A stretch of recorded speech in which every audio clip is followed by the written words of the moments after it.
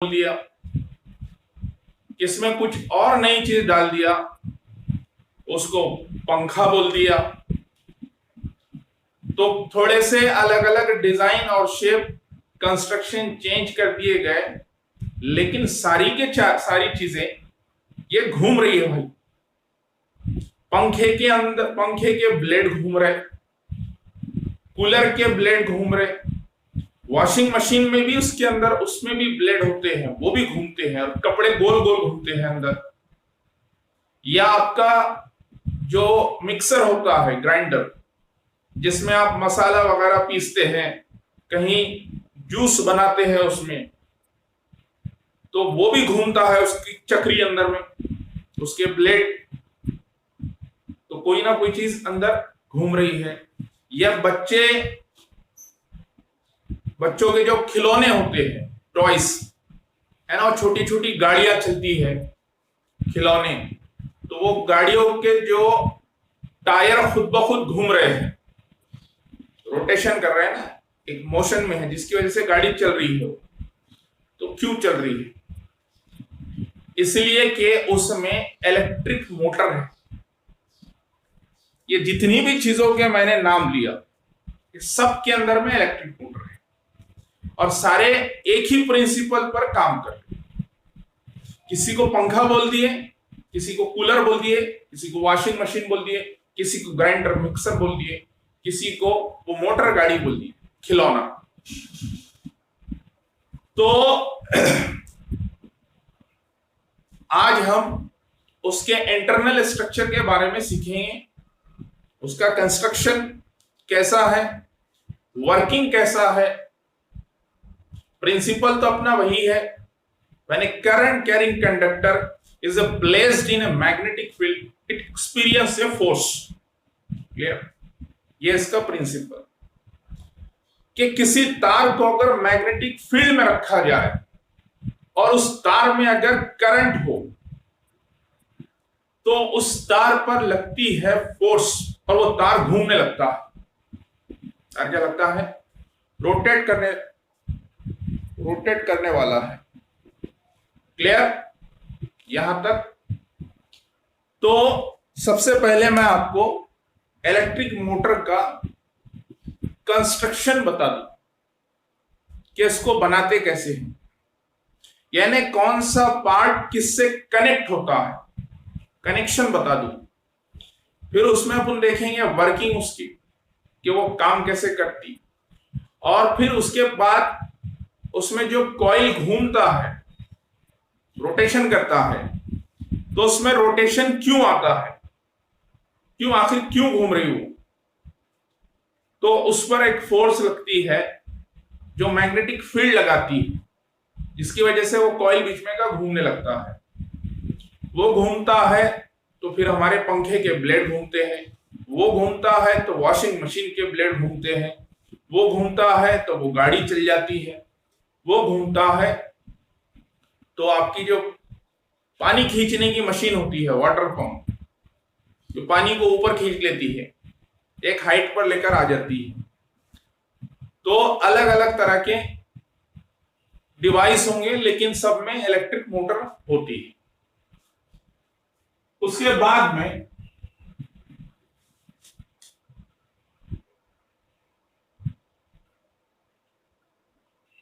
ये बहुत important topic है, इसकी डायग्राम बनाने को पेपर में पूछता है। सर्किट कनेक्शन कैसा है, इंटरनल सर्किट, एक्सटर्नल सर्किट, उसको समझेंगे। तो शुरू करते हैं electric motor. Clear? Electric motor क्या होता है? वो डिवाइस जो इलेक्ट्रिक एनर्जी को मैकेनिकल एनर्जी में कन्वर्ट कर दे। वो डिवाइस जो इलेक्ट्रिक एनर्जी को मैकेनिकल एनर्जी में कन्वर्ट कर दे। एक डिवाइस है, उसको इलेक्ट्रिक करंट दिए, वो घूमने लग गया, उसमें मोशन आ गई। जिस चीज में मोशन है उसमें एनर्जी कौन सी? Kinetic energy. और काइनेटिक एनर्जी कौन सी एनर्जी है? तो मैकेनिकल एनर्जी। ठीक है? तो इसलिए हम कह रहे हैं कि वो डिवाइस जो इलेक्ट्रिक एनर्जी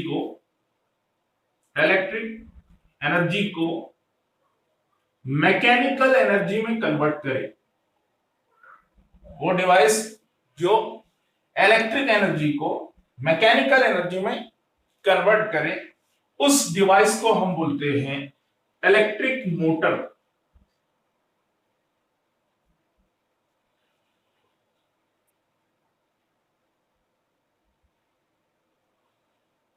क्लियर?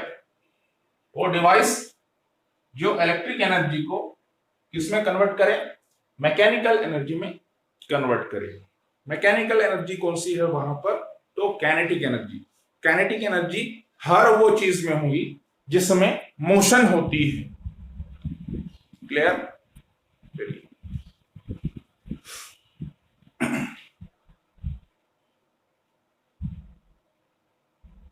कुछ पार्ट्स के नाम बता दूं मैं आपको इसमें। आपकी किताब में पेज नंबर 56 पर डायग्राम बनी हुई है, तूने थोड़ा सिंपल करके बनाया इसको। तो ये है मैग्नेट, इसका नॉर्थ पोल, और ये है साउथ पोल, ठीक है उसका। अब मैग्नेटिक फील्ड जा रही है, ठीक है, नॉर्थ से साउथ की तरफ। ये क्या है, मैग्नेटिक लाइन ऑफ फोर्स। अब इस मैग्नेटिक फील्ड में हम रख रहे हैं एक वायर, लेकिन हम इस बार जो वायर है ना अपना, थोड़ा लूप बना करके डाल रहे हैं। कैसे डाल रहे हैं, लूप बना करके। और लूप का जो शेप है हमारा वो सर्कुलर नहीं है इस बार, वो कैसा है, रेक्टेंगुलर। हमने क्या किए, एक वायर लिए, एक ऐसा ऐसा किए, ऐसा किए, तो ये हो गया रेक्टेंगुलर शेप का लूप। तो इस लूप का एक एंड ये हो गया और दूसरा एंड हो गया ये। नजदीक ले लू क्या,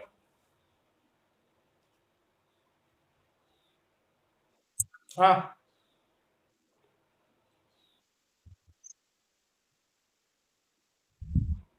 हाँ, लूप इसको भी बोलेंगे आप। ये भी लूप हो गया, ये भी लूप हो गया, ये भी लूप हो गया, ये भी लूप हो गया, लेकिन शेप अलग अलग है, लेकिन लूप ही। जहां कोई चीज को बेंड कर दे, मुड़ जाती है, वो लूप कहलाती है। जैसे आपने किडनी के जो नेफ्रॉन होते हैं उसमें देखे थे 9th क्लास में, तो नेफ्रॉन के भी अलग अलग, नेफ्रॉन के अंदर जो होते हैं ट्यूबल्स, तो उसमें भी अलग अलग लूप होते हैं, कहीं यू शेप का, वो हेनलेस लूप, ये वो असेंडिंग लूप, डिसेंडिंग लूप, वो अलग ऐसी चीजें थी कुछ तो भी।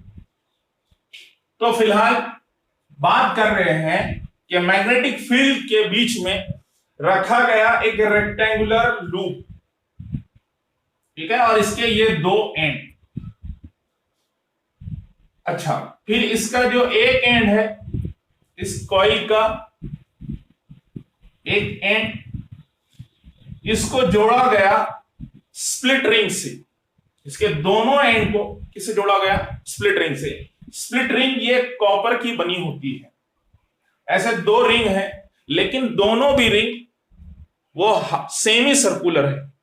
कैसे सर्कुलर है, सेमी सर्कुलर। सेमी बोले तो आधा, पूरा सर्कल नहीं है, हाफ सर्कल है।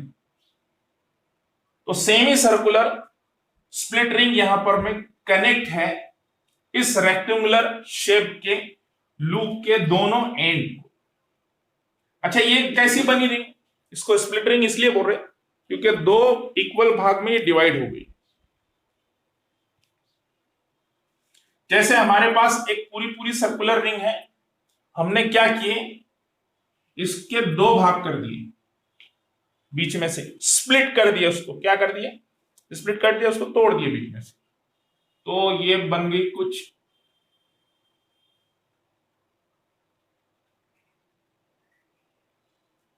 आपने क्या किए, स्प्लिटिंग किए, तोड़ दिया उसको, ब्रेक कर दिए, तो दो सेमी सर्कुलर रिंग हमको मिल गई। ये रिंग बनी होती है किसकी?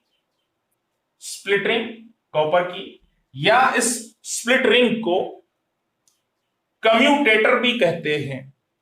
कम्यूटेटर, ये शब्द आपको बहुत ज्यादा किताबों में मिलेगा लिखा हुआ, कम्यूटेटर, ठीक है। लेकिन कम्यूटेटर मैं बार बार यहां पढ़ाते वक्त इसका नाम नहीं लूंगा, किताबों में आपको ये मिलेगा शब्द कम्यूटेटर, लेकिन मैं इसको यही बोलने वाला, इसलिए इसके पीछे लॉजिक है, थोड़ा समझने में इजी जाता है, इसका थोड़ा काम पड़ता है।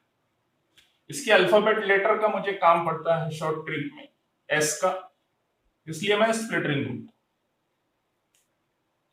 हो गया?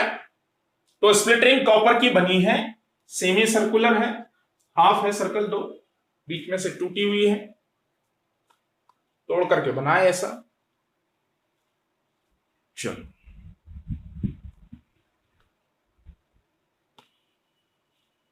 उसके बाद ये जो रेक्टेंगुलर लूप है, इसके दोनों एंड स्प्लिट रिंग को कनेक्ट है, ठीक है। और स्प्लिट रिंग हमेशा और हर वक्त, ये दोनों स्प्लिट रिंग हमेशा और हर वक्त कार्बन ब्रशेस के कांटेक्ट में रहते हैं। दो कार्बन ब्रश, एक कार्बन ब्रश इस स्प्लिट रिंग को टच कर रहा है, ये देखो, और ये दूसरे वाला कार्बन ब्रश इस स्प्लिट रिंग को टच कर रहा है बिल्कुल हर वक्त, यानी कार्बन ब्रश हमेशा और हर वक्त स्प्लिट रिंग के कांटेक्ट में रहता है, ठीक है। उसके बाद ये जो रिंग है, ये एक एक्सेल के ऊपर में, जैसे आपकी किताब में दिया होगा उसने एक्सेल, मैंने नहीं बनाया डायग्राम में, तो एक्सेल के ऊपर में स्प्लिट रिंग ऐसे फिट है, ये एक्सेल है, जैसे ये एक्सेल है, एक डंडा है सीधा सीधा, उसको एक्सेल बोलेंगे, और उसके ऊपर ये आपकी स्प्लिट रिंग है, फिट लगी हुई है, ऐसा घूमता ही, ये घूमती,